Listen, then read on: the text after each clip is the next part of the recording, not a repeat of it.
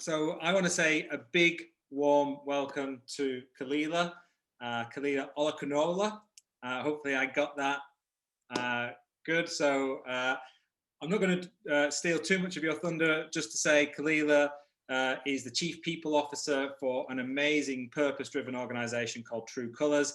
And Khalilah is going to lead today's session and is going to tell us a little bit of the True Colours story and her story. So I'm going to hand over to you, Khalilah, and we're in your hands and really looking forward to the session. Yeah, thank you so much, Chris, for having me, and to the rest of your team. Thank you guys for joining us this morning from wherever you're from. Got to give a shout out to some of the ladies I see here from the States, right? Thank you for joining also. I'm excited to talk to you guys today about purpose-driven company, about True Colors and about my story, and how anything we build starts with I.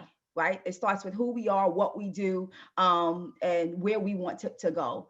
And so you'll be able to ask questions afterwards, right, Chris? And we'll still do the breakout sessions with the little activities. So I'm excited.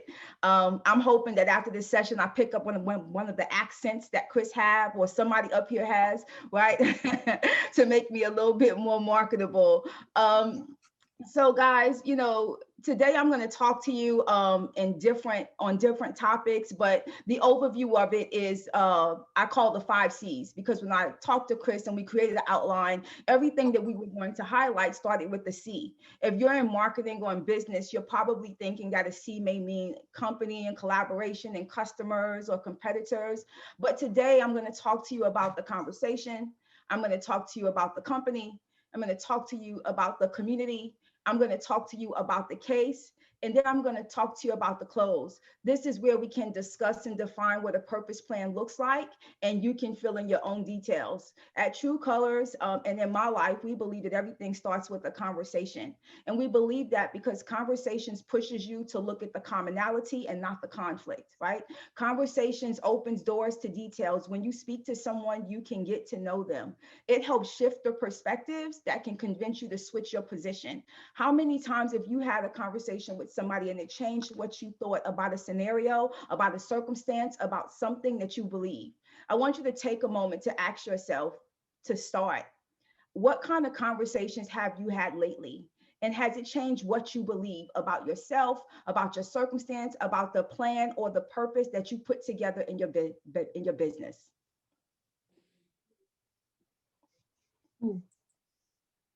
When we think of things like that, for us here at True Colors, a for-profit company with a closely knit social mission to unite gang rivals and to decrease violence in Wilmington and eventually in cities across the country, there had to be a conversation to change the perception.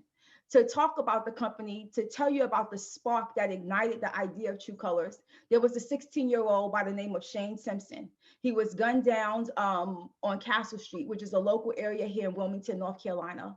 Not too far from where Shane Simpson was gunned down, there were offices that had popped up for a fintech hub and offices that looked like Google. There was a tech startup guy who had an office there, and he could not believe that people shot guns out of cars. He had no connection to the street. Actually, he lived in a gated community and didn't know that gangs exist in this tourist town with one of the most coveted beaches in North Carolina. And this is important to share because you can live in the same city and see through a different lens.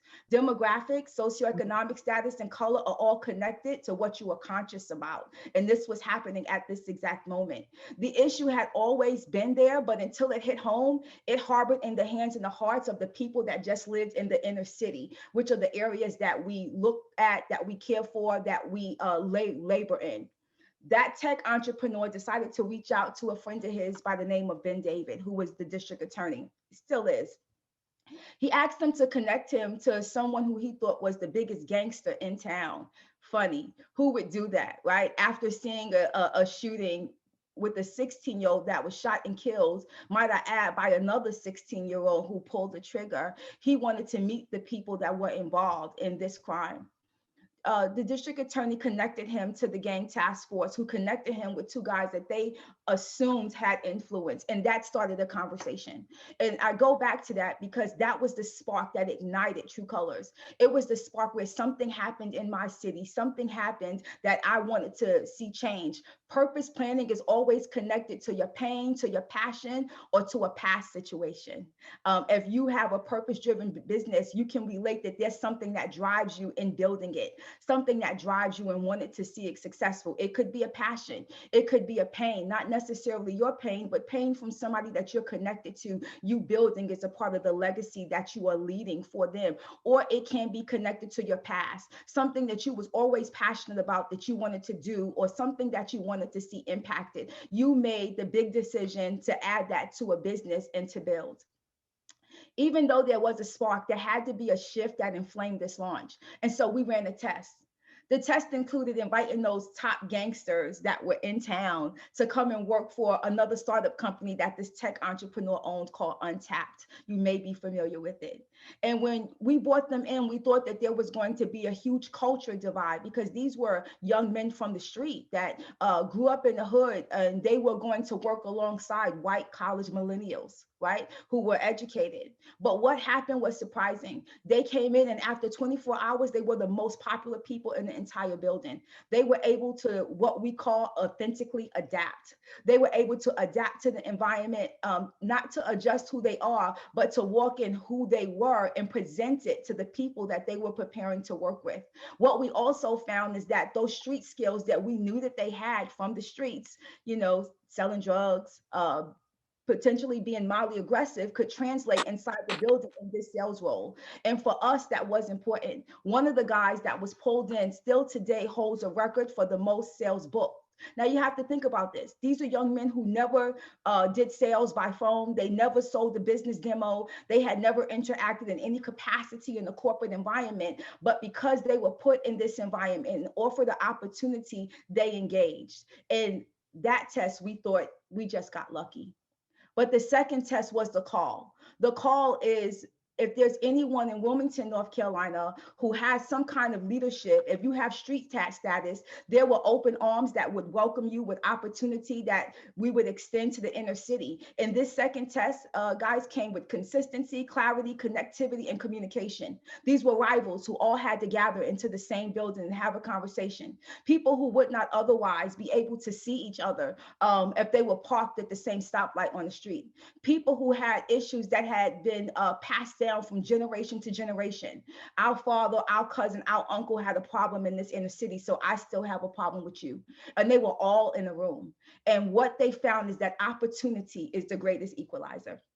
And when you build a purpose-driven business, you realize that when you offer opportunity and you provide it with open arms, the people that you're looking to engage will come in.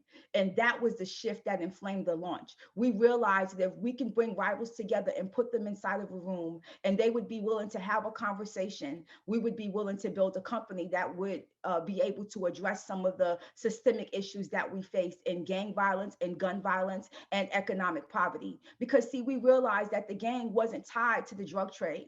Actually, the drugs that was on the street wasn't from people that looked like them. It was from people that were from other cultures. They weren't tied to the drug trade, but they were tied to making a way, an opportunity for their families. And so what we did was just switch the product.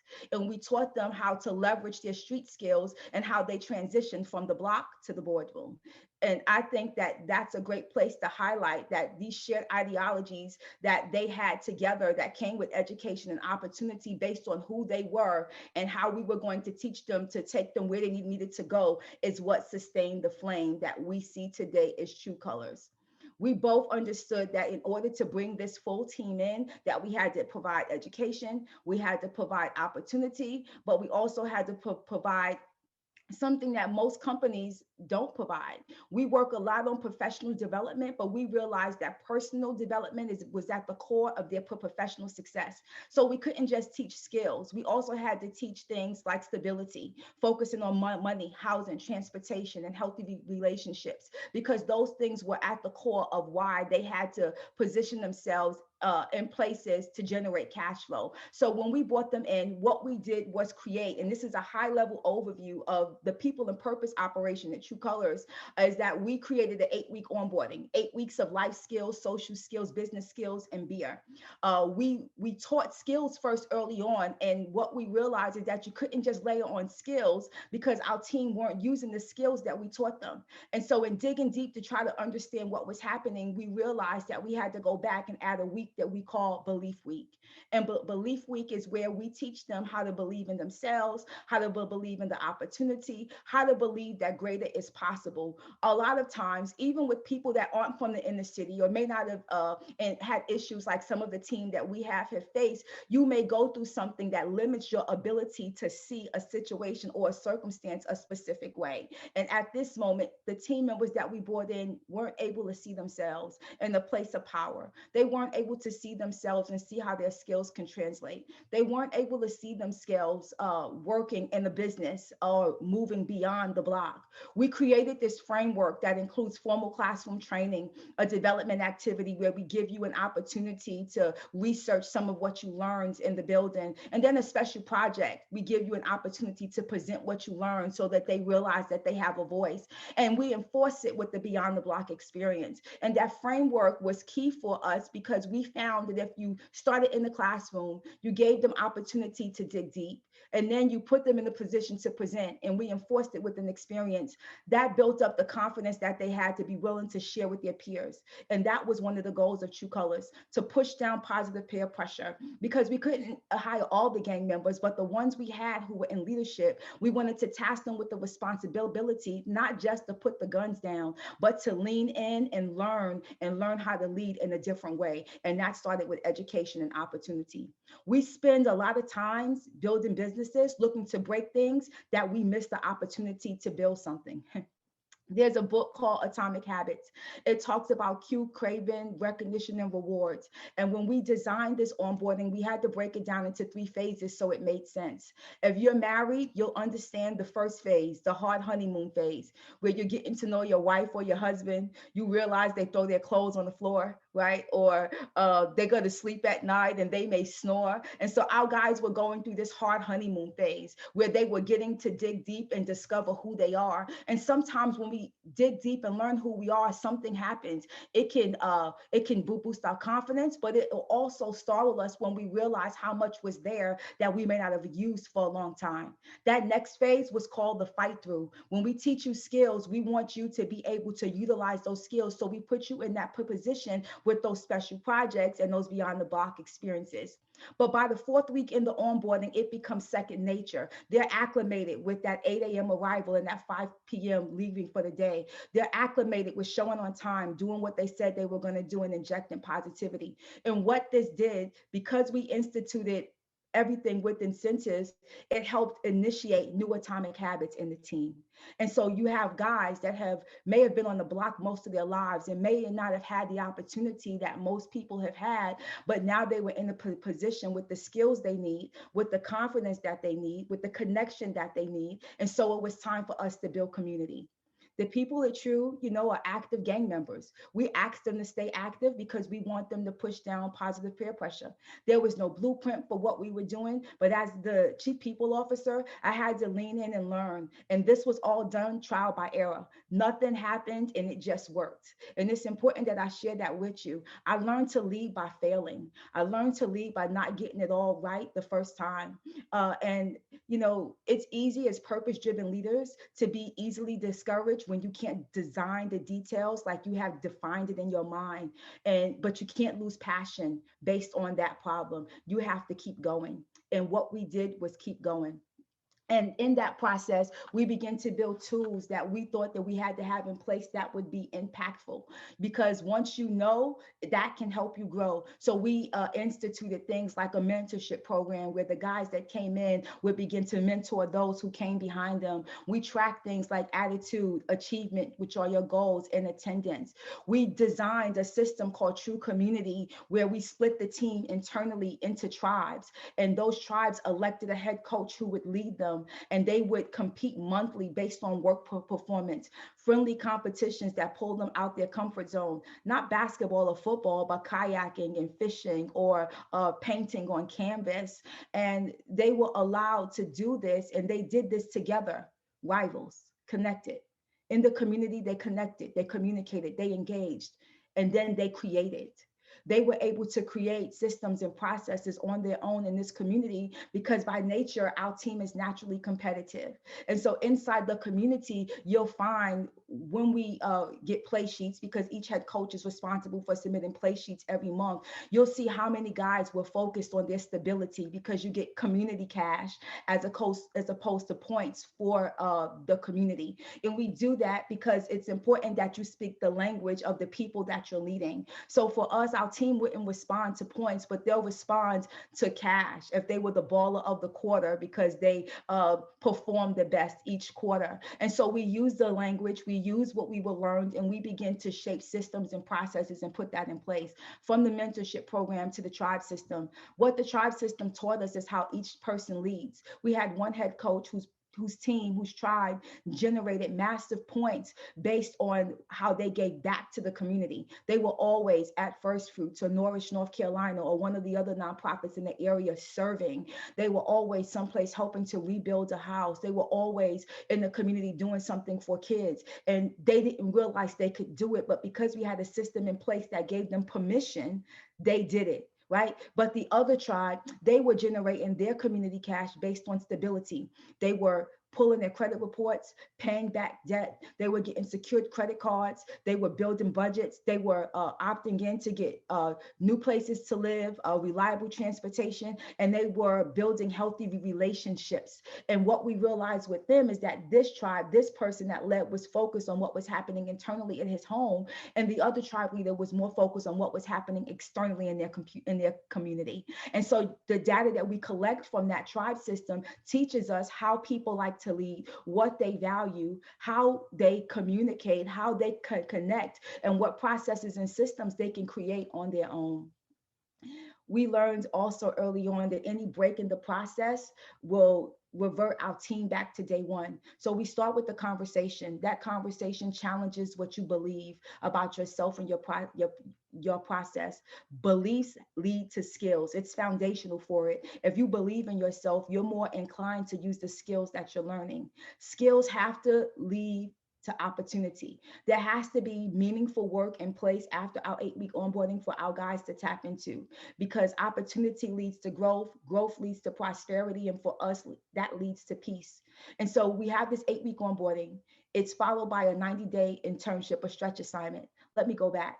After the 8-week onboarding, you actually go through an initiation process by skydiving, something that we thought of early on. And it's the way that our guys go up in the air. Some of them have never flown before. They're the only ones that can say, I went up in the airplane but never landed. But they've gone up, they skydived, and as soon as they hit the ground, their salary increases by $5,000, but it's them beginning again. They're starting this new life, this new career in the department that they expressed interest in. And then they go through 90 days of stretch assignments and getting over the learning curve, whether they're going to production, they're going to marketing, they're going to HR, or they're going to brew ops. And after that 90-day assignment, you are full-time on a team permanently, and you're given the salary based on the role that you have. And those salaries range from $37,500 to $45,000. Remember, these are guys that didn't think that they could tap into opportunity. And so we start with the 8-week onboarding, we go to the 90-day internship, they transition into a full-time role, and all in between, we have the mentorship program, we have the tribe system, we have community gatherings, we have all these processes, these systems, and these tools in place to make sure that it helps sustain what our guys have learned. Another question I want to ask you, how is your organization creating a matrix of different mediums to train the people for more than just the moment? Right? Because we could have trained them just for beer ops. We could have trained them just for production, but we realized that we weren't just building a business, we were building people. And so we didn't just want them to be trained for what they would do at that time. We wanted to be trained for what they would do outside the building and what they could do in the future. The purpose of True Colors is that we spark others to break barriers, igniting unity, prosperity, and peace. And again, that conversation challenges belief. If you know anything about the United Nations SDG goals, decent work and quality education are some of those priorities that are on the list. The UN said that decent work means opportunities for everyone to get work that is productive and delivers a fair income, security in the workplace, and social protection for families. Our guys sought that social protection. The mentorship program, the reverse mentorship program, the recognition and reward system, and the four core, that money, housing, transportation, and relationships are all areas that helped us develop this business to develop our people who in turn would help us build the business. I know you're probably wondering, and my time is narrowing down, how I got involved. I was speaking at the Women's Venture Fund in New York City. I drove that 12-hour trip, on my own. I had just been on a journey of self-reflection. And ironically, at the same time, a man by the name of George Taylor, who is the founder of True Colors, was also speaking at that same event. We had dinner, we ate escargot in New York City. And if he thought that snails would woo me, he was wrong, right? Once he told me about this crazy idea, I told him a story about a young girl that grew up in New York City. And I'll share a little bit of that story with y'all. In 1996, 21 years before True Colors had started, there was a young girl that I knew that was arrested on 787 South in Albany, New York. She was sentenced to almost 5 to life in the New York State prison.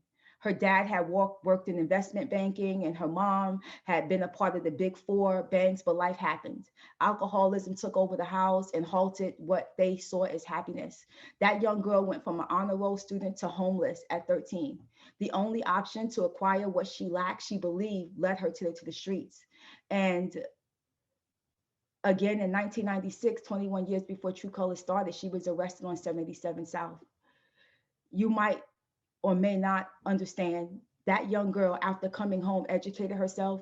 She got degrees from BMCC, UNC Pembroke, certifications from MIT ULab and Harvard University on leaders of learning and deliberations on social change.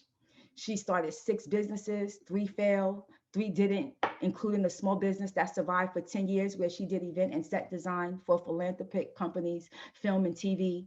She was able to exit out that business in pieces that included inventory and contracts.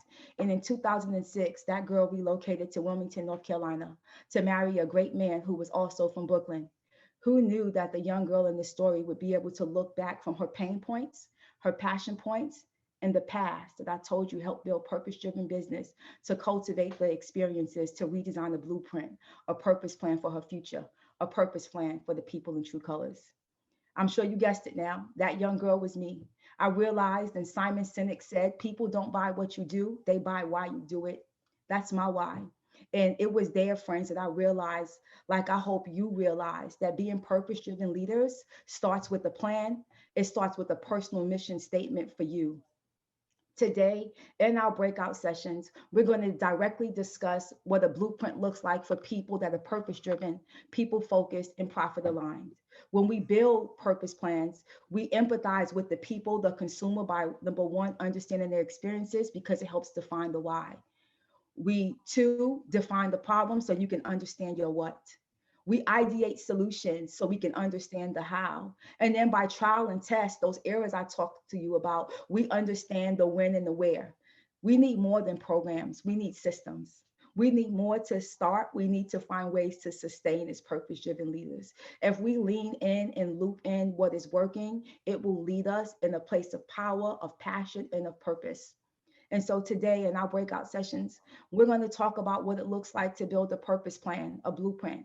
I'm going to ask you to ask yourself one significant question. What is your personal mission statement? What is your why? Because remember, people don't buy what you do, they buy why you do it. Take time to think about, from your perspective, why are you in the business that you're in? What's driving you to drive that business? What passion, pain points, or past experiences help shape that why and what you believe? I did send Chris a packet that he'll distribute to you guys. But when you go into these breakout rooms, I want you to understand the difference between traditional strategic planning and purpose-driven strategy. Mission, vision, and values are separate exercises that sound good. And oftentimes they don't clarify purpose, right? But purpose-driven strategies where mission and vision and values are there, they are integrated to create an inspirational sense of purpose. It is a connection to the employees, the customers, and the stakeholders. Traditional strategic planning, they with situational analysis, it's an assessment exercise that shines a light on what is known. They versus what is possible. We look at what we know, we don't pay attention to what we could possibly do. The discovery process, though, in purpose-driven strategy is looking towards the future. I didn't just see gang members, I saw a team of people who would be able to execute and exercise and build this purpose-driven company. And then the strategy, it always takes the form of strategic goals, but it fails to inspire the key stakeholders to sustain action. You can lose momentum, right? But in purpose-driven strategy, it inspires achievement through understanding the vision, the mission, the role, the sense of purpose, and your why. Pain, passion, and your past are the flammable fluids that flickers the flame. So when we break out, I want you to ask yourself, what's my why?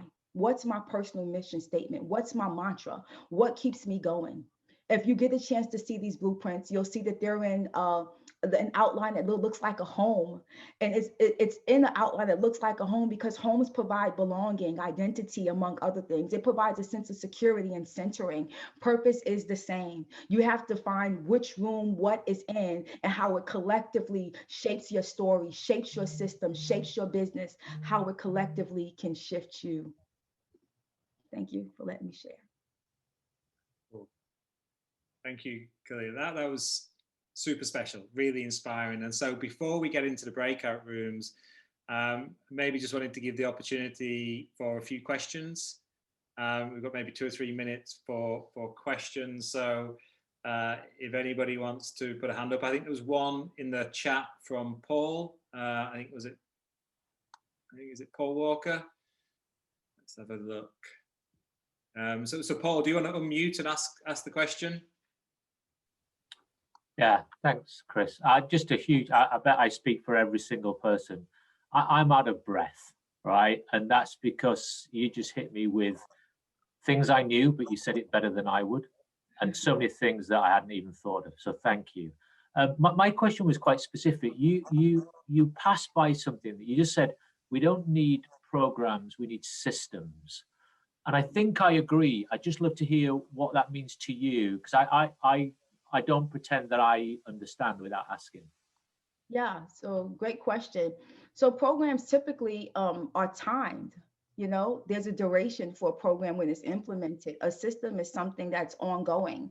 It can change, but it doesn't stop. And so we often can create an example is I use that 90-day internship. That's part of the program. But the system is the collective of the onboarding, the internship, the tribe, true community, and everything else that we include.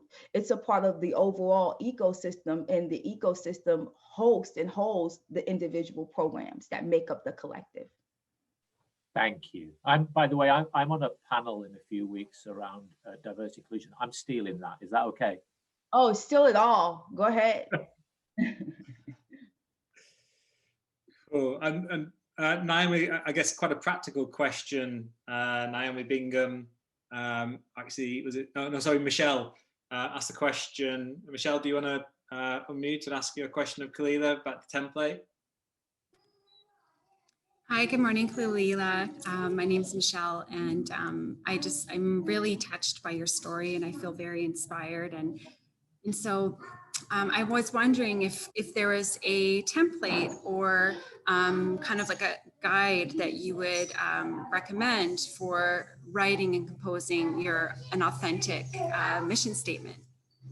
Yeah, great question. There is. Actually, Chris and I worked and I put together something simplified to help you define your personal mission statement. He can send that out. I can also upload it here to the chat area. I thought that would be a question that someone asked, and so we created something to share with you today. Thank you so much. So I think because of time, we're going to open the chat rooms now, and I think we've got about 18 minutes in the chat room, so there'll be groups of 3. Khalilah, do you want to just remind people what they're going to be thinking about and discussing with one another? Yeah, so you guys are going to go in thinking about what's my personal mission statement? What's my mantra? Just based on everything you heard. Why do you do what you do? I'll go back to what Simon Sinek says and what I say, you know, people don't buy what you do, they buy why you do it. So share your perspective of why and what matters to you in the business that you're building or in a program or a organization that you are a part of. The Purpose Collective has a mission. They have a purpose. I'm sure if I asked Chris what the mission statement was here for him personally, he would give it. He's connecting communities. So think about it in that context and talk to the members that you're in the chat rooms with and share what's important to you, and then come back and be willing to share your personal mission statement. What's your why? It'll empower you during those times where you find challenges and you have to remember why you're doing what you're doing.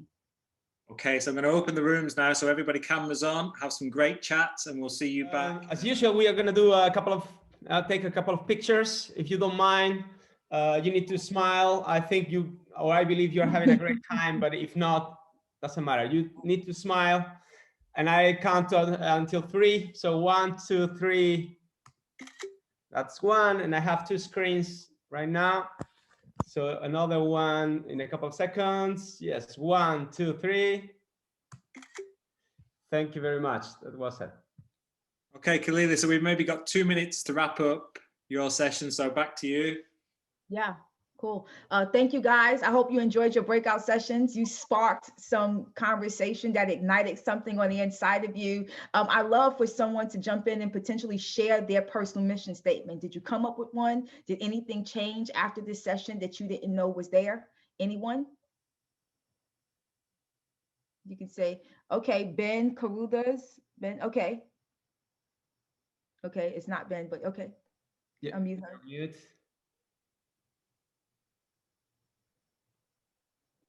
She has to be unmuted, I think. Okay. Yeah. Yeah, just amazing. The kind of, I think that the essence of what you were saying and trying to find that purpose and to be able to do something with it. The breakout room that we met, I just met someone who's exactly who I need to meet. So it's just, thank you. Awesome. Thank you. Anyone want to say me in the chat area to share your personal mission statement before we go? We have another minute. Deborah Allen Rogers. Hey, Khalilah. First of all, shout out to New York City, coming from New York as well, raised 2 kids in New York City. And the story, it brought tears to my eyes. It was just an epic story that I'll never forget, ever, ever. And also wondering if, so my personal mission statement for people who know me here is peace building. And I'm wondering, I'm in The Hague, you know, the city of peace and justice, and your message and your teaching is peace building. It's peace building for sure. There's peacekeeping, peacemaking, and peace building. I'm gonna reach out to you on LinkedIn, but you are a peace builder at a level that the world in the Great Awakening, really, the voice is here for that now, I would submit.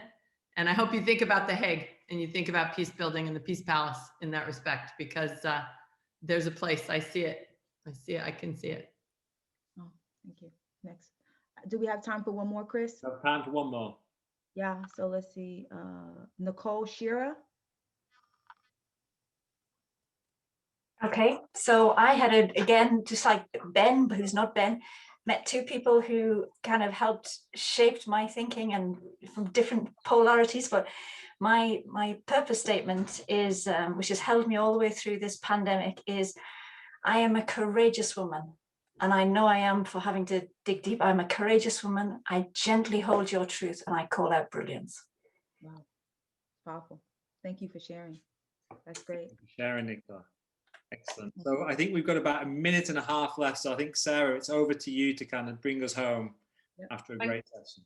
Thank you, Chris. Thank you, Alberto. Khalilah, a huge thank you for coming and speaking with us with such passion about purpose and weaving in the importance of our past and the pain points, and that powerful story you've shared about how something as tragic as a shooting in a tourist town in North Carolina can spark such positive change. So thank you so much for sharing that story and your own personal story with us. Hugely inspired. and looking forward to seeing you back at future sessions.